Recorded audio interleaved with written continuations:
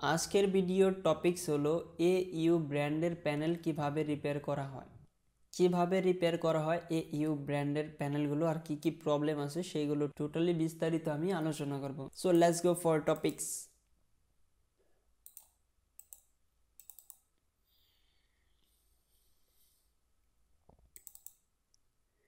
আচ্ছা, প্যানেলের যেই ক্যাটাগরিটা আছে, AU ব্র্যান্ডের যে প্যানেলটা আছে দেখতে এরকম, এই প্যানেলের ক্যাটাগরিটা এরকম। শুধু আমি এই ক্যাটাগরির প্যানেলটাতে কি প্রবলেম আসে এবং কিভাবে সলিউশন করা হবে সেইটা নিয়ে বিস্তারিত বলবো। ওকে, সো ভিডিওটা শেষ পর্যন্ত দেখতে পারেন যদি আপনি এই প্যানেল সম্পর্কে জানতে চান।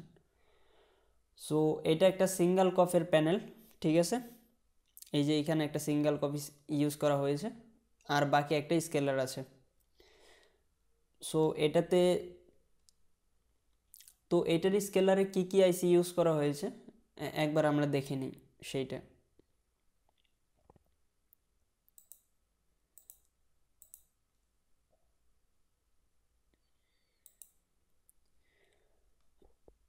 এই যে হলো আপনার স্কেলারটা এই প্যানেলটা নন এইচডির প্যানেল, ঠিক আছে।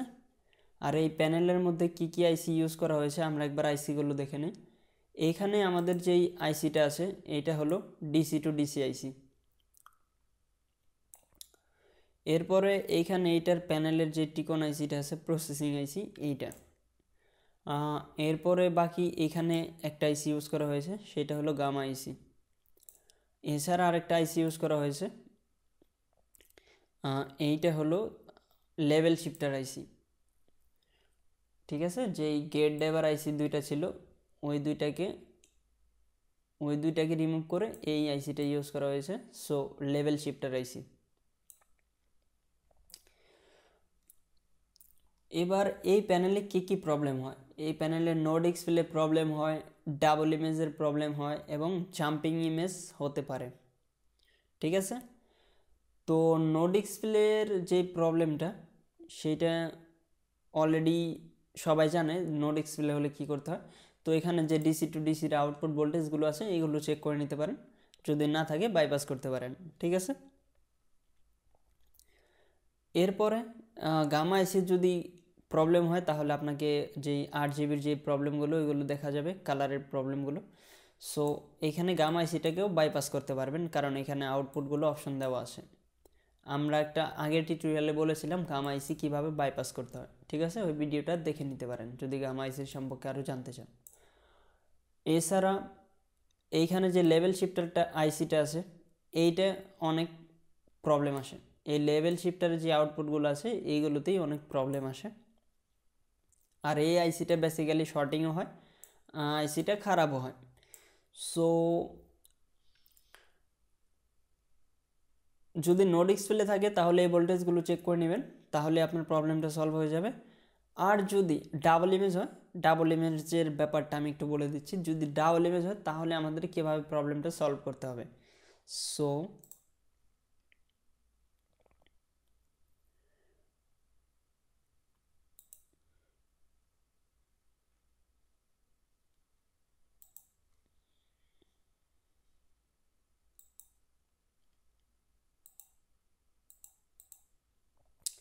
আচ্ছা দেখুন, যদি ডাবল ইমেজের প্রবলেম হয় তাহলে আমাদের কি করতে হবে, ওই যে লেভেল শিফটারের যে আউটপুট ভোল্টেজগুলো আছে ওইগুলো চেক করতে হবে। যেরকম আমরা স্যামসাংয়ের প্যানেলগুলোতে দেখেছিলাম CKB 1 2 3 এরকম করে নাম দেওয়া থাকবে, নাম CKB 1 2 3 এমন নাম দেওয়া থাকে যে স্যামসাংয়ের প্যানেলগুলো আছে। বাট এইখানে কিন্তু সেই নামগুলো একদমই পাবেন না কারণ এটা ডিফারেন্স একটা ব্র্যান্ড, যার কারণে ওই নামগুলো ইউজ করা হয়নি। তো এইখানে যে সিগন্যালগুলো, এই যে এইখানে দেখুন সিগন্যালগুলো আমি একটু ছিলে রেখেছি, বাট বেশিরভাগ এগুলো ছিলা থাকবে না, এগুলো আমাদের ছিলে ওল্ডেজ চেক করতে হবে। তো ভিডিওর লাস্টে আমরা দেখাবো এগুলো কীভাবে চেক করতে হয়, আউটপুট ভোল্টেজগুলো আর কোথায় কোথায় ভোল্টেজ আসে, ঠিক আছে। তো ডাবল ইমেজের যদি প্রবলেম হয় তাহলে আপনি কি করবেন, এই সিগন্যালগুলোকে কাট করে দিবেন, এই যে এইখান থেকে কাট করে দিবেন, ঠিক আছে। যদি প্রবলেম সলভ না হয় তাহলে এটাকে বাপাস আবার জুড়ে দিন। এরপরে এই পাশে যেই সিগন্যালগুলো আছে সেম সিগন্যাল এই পাশেও থাকবে, এই সিগন্যালগুলোকে আপনি কাট করে দিন এখান থেকে, তাহলে আপনার প্রবলেম সলভ হয়ে যাবে। এটা শুধু AU ব্র্যান্ডের জন্য আমি কথা বলতেছি। ওকে, সো সো এবার চলুন আমরা প্র্যাকটিক্যাল একটা ভিডিও দেখে নিই। হ্যাঁ, আরেকটা কথা, যদি কেউ প্যানেল সম্পর্কে আরও বিস্তারিত জানতে চান, কত টাইপের প্যানেল আছে, কিভাবে কাজ করে কোন প্যানেলটা, আর আমি পার্সোনালি যে কোর্সগুলো করাই অনলাইনের মাধ্যমে করাই, অনলাইনে আপনি ক্লাসগুলো নিতে পারেন। আমার সাথে কানেক্টেড থাকলে আপনি আমার যেই যতগুলো আপডেট আসবে আপনাকে আমি প্রোভাইড করব সেই আপডেটগুলো, ঠিক আছে? আপনি আমার সাথে কানেক্ট হয়ে যান অনলাইনের মাধ্যমে, কারণ বেনিফিট পেয়ে যাবেন। আমি এই ইউটিউবের মাধ্যমে আপনাকে বেনিফিট দিতে পারবো না। তো এই ইন্ডিয়াতে যতগুলো ট্রেনিং সেন্টার আছে, যেখান থেকে বেস্ট ট্রেনিং সেন্টার, সেই ট্রেনিং সেন্টারগুলো আমি ভিজিট করে দেখব যে কোথায় কি নলেজ আছে। সো আপনি তো পারবেন না যে সবগুলো ট্রেনিং সেন্টার থেকে কোর্স করার জন্য, ঠিক আছে? আমি একটা প্ল্যান বানিয়েছি কি সবগুলো ট্রেনিং সেন্টার আমি ভিজিট করব, কোথায় কী ইনফরমেশন আছে কোন লেভেলে। সো এইগুলো আমি প্রোভাইড করব এই 2019-এর মধ্যে। স্মার্ট টিভির প্যানেলগুলো যদি রিপেয়ার করতে চান তাহলে আমার সাথে কানেক্টেড হয়ে যান, কারণ আমার সাথে কানেক্টেড থাকলে আপনি লং টাইম সাপোর্ট পাবেন। সো দ্যাট আমরা চলে যাই আমাদের প্রবলেমে।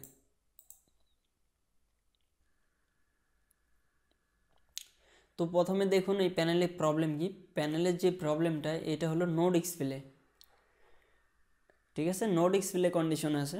তো নো ডিসপ্লে আসার কারণটা আমি অলরেডি বলে ফেলেছি কি কি কারণ আছে। প্রথমে আমাদের যা করতে হবে যে ডিসি টু ডিসি আইসি আছে সেটার আউটপুট ভোল্টেজগুলো চেক করে নিতে হবে। তো এখানে দেখুন 3.3 ভোল্ট দেখাচ্ছে।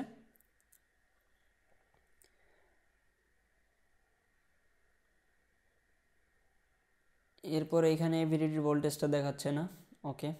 15 ভোল্টটা দেখাচ্ছে না। এখানে দেখুন মাইনাস ভোল্ট দেখাচ্ছে, -5 ভোল্ট।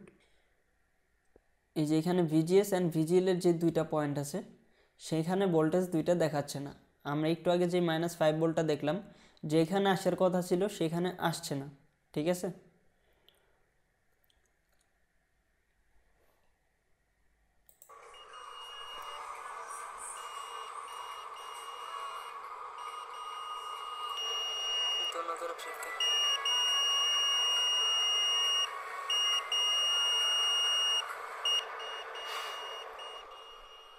তো এইখানে দেখুন আমাদের এইখানে যে আমাদের ভিজিএসের পয়েন্ট আছে সেই পয়েন্টটা শর্টিং দেখাচ্ছে, ঠিক আছে? যে ভিজিএসের আমাদের সাপ্লাইটা যেখানে যাচ্ছে সেই পয়েন্টটা শর্টিং দেখাচ্ছে। ভিজিএসের যে 27 ভোল্ট, আমাদের যে 27 ভোল্টটা আছে সেইটার যেই ট্র্যাকটা আছে সেই ট্র্যাকের মধ্যে যতগুলো পিএফ আছে, ক্যাপাসিটর আছে, সেইগুলো শর্টিং দেখাচ্ছে। তো আমাদের কি কাজ হবে এবার, এই পিএফগুলো যে ক্যাপাসিটরগুলো আছে এইগুলোকে রিমুভ করে দেওয়া, ঠিক আছে? সো দেখুন এখানে আমরা ভিজিএসের যে পিএফ ক্যাপাসিটরগুলো আছে সেইগুলোকে রিমুভ করে দিচ্ছি।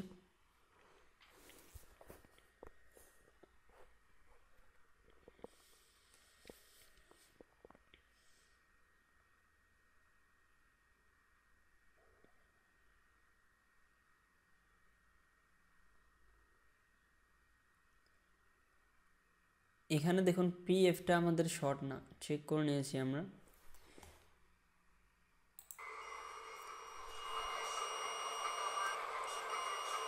এখানে এখন পর্যন্ত শর্টিং আছে, এখনো শর্টিং দেখাচ্ছে।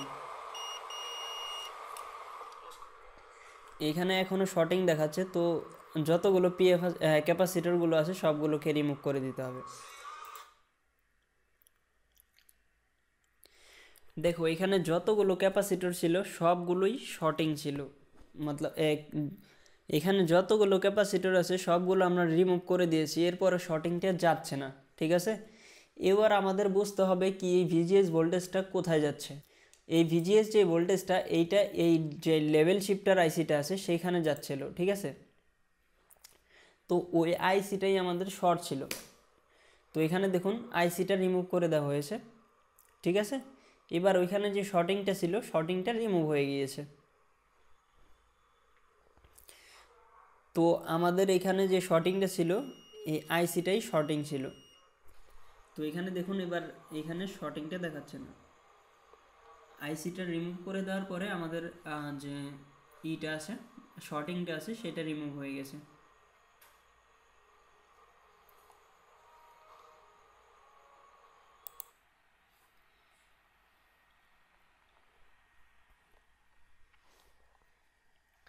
এবার আমাদের কাজ হলো এইখানে যেহেতু লেভেল শিফটার যে আইসিটা আছে ওই আইসিটা শর্ট, তো আমাদের এই আইসিটাকে চেঞ্জ করে দিতে হবে। ঠিক আছে, তো এখানে এখানে দেখুন আমাদের কাছে একটা লেভেল শিফটার, আমাদের কাছে একটা সেম স্কেলার আছে। আমরা কি করব, এই স্কেলার থেকে ওই আইসিটা ট্রান্সফার করব। ঠিক আছে, কারণ এই আইসিটাকে বাইপাস করা যাবে না। এইটা আমাদের লেভেল শিফটার আইসি, যেটার নাকি যে ইনপুটগুলো নিয়ে আউটপুট করবে সেগুলো গেট ড্রাইভারের যেই এই পিকচার অন অফের যে কাজটা আছে এই আইসিটা সেই কাজটা করছে। এইখানে এই আইসিটার কাজ হলো পিকচারটাকে অন অফ করা। ঠিক আছে, তো এই আইসিটাকে আমরা যদি রিমুভ করে দিই তাহলে প্যানেলটা কখনোই চালু হবে না। চালু হলেও ভার্টিক্যালে বার দেখা যাবে, পিকচার অন হবে না। ঠিক আছে, তো আমাদের কি করতে হবে, এই আইসিটা তো বাইপাস করার অপশন নাই, তো এই আইসিটাকে রিপ্লেস করতে হবে।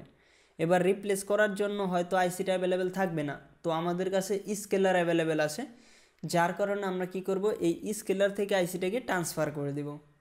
ঠিক আছে, এই দেখুন এখানে স্কেলারে আইসি আছে আমাদের। একবার চেক করে নিব যে এই স্কেলারের আইসিতে, একবার চেক করে নেব কি এই স্কেলারে আইসিটা ওয়ার্কিং আছে কিনা। ঠিক আছে, সো দেখুন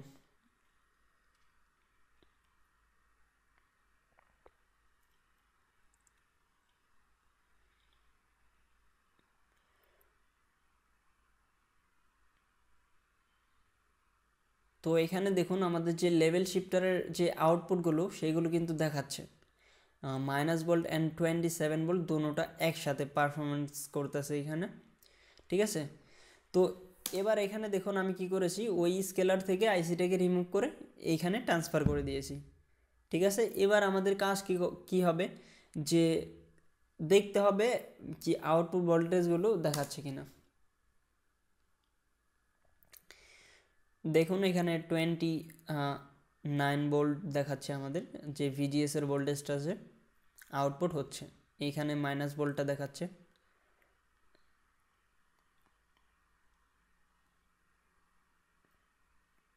সো এইখানে দেখুন আমরা যে পয়েন্টটাতে টাচ করেছি সেই পয়েন্টটাতে মাইনাস এবং 29 দুটোটাই একসাথে পারফরমেন্স করতেছে একটু পরপর। সো লেভেল শিফটারের যে আইসিটা আছে ওইটার আউটপুটগুলো এইগুলো clock signal, vertical clock signal. ঠিক আছে, যে প্যানেলটাকে পিকচার অন অফ করার জন্য।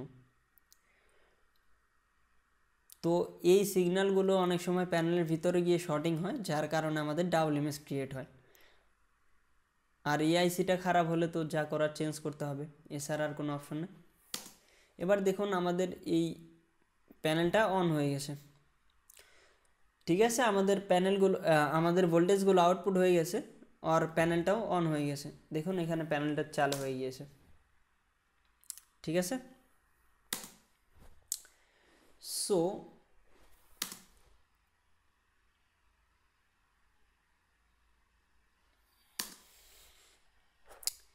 সো যদি AU ব্র্যান্ডের আরও বিস্তারিত জানতে চান, AU যে ব্র্যান্ডের প্যানেলগুলো এগুলো 4K যে টিভিগুলো আছে সেগুলোতেও কিন্তু অনেক ইউজ করা হয়েছে।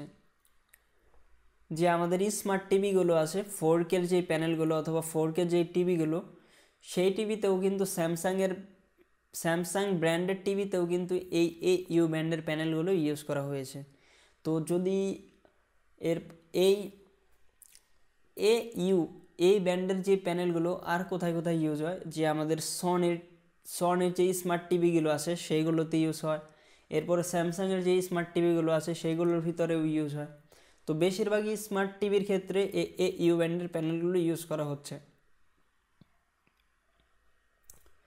তো আপনি যদি এই টাইপের এই ব্র্যান্ডের প্যানেলের আরও বিস্তারিত জানতে চান তাহলে আমার কোর্স আপনি নিতে পারেন। সো দ্যাট যদি আপনি আমার সাথে কানেক্টেড থাকেন তাহলে আমি যত আপগ্রেড হব আপনাকেও আমি আমার সাথে সাথে আপগ্রেড করব। যদি আমার কাছ থেকে আপনি বেনিফিট পেতে চান তাহলে আমার অনলাইন ক্লাসে আপনাকে জয়েন করতে হবে। যে স্ক্রিনের ওপর যে নাম্বারটা আছে সেই নাম্বারে আমাকে হোয়াটসঅ্যাপ করতে পারেন। ঠিক আছে, যদি আপনি কোর্স নিতে চান শুধু কোর্সের জন্য শুধু হোয়াটসঅ্যাপ করবেন। ঠিক আছে, এখানে ফোন করলে আপনার ফোনটা হয়তো রিসিভ করা হবে না, আগেই বলে দিচ্ছি আমি। হোয়াটসঅ্যাপ করে জানিয়ে রাখবেন যদি কেউ ইন্টারেস্টেড থাকেন। ঠিক আছে। So thanks for watching my video.